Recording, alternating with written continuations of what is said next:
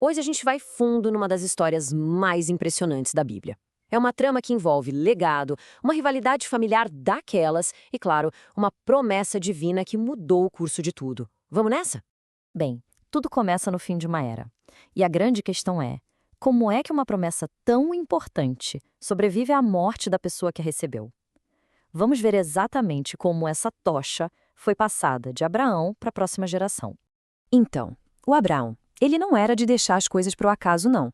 Ele planejou cada detalhe para ter certeza de que a promessa divina ia continuar intacta.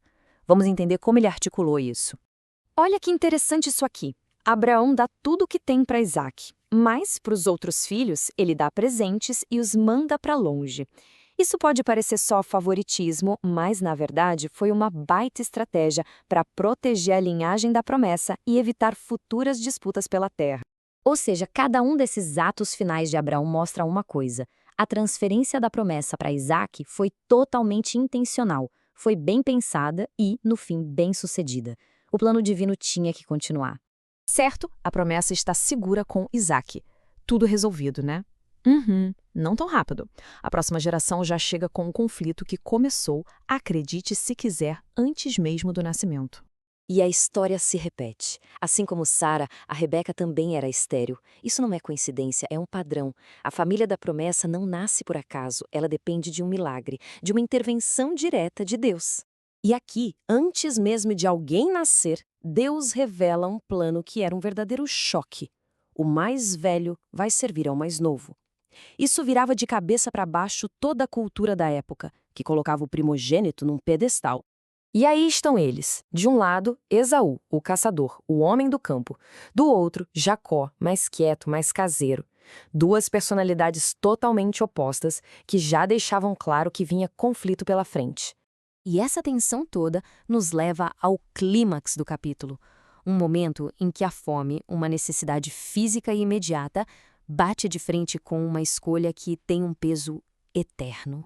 Para entender a gravidade da situação, a gente precisa saber o que era esse tal direito de primogenitura.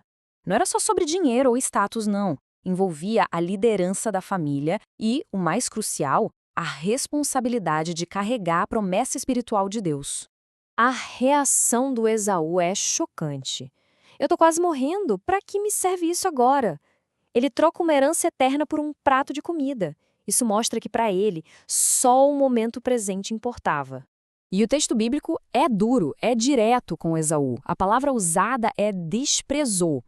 Isso mostra que não foi apenas uma decisão ruim, foi uma total falta de valor por aquilo que era sagrado. E ele vendeu tudo isso por quanto?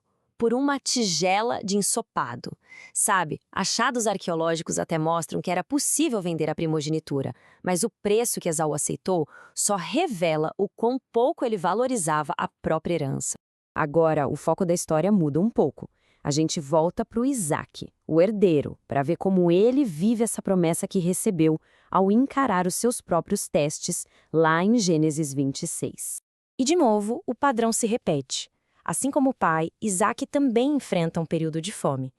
E é bem no meio dessa crise que Deus reafirma a promessa diretamente com ele.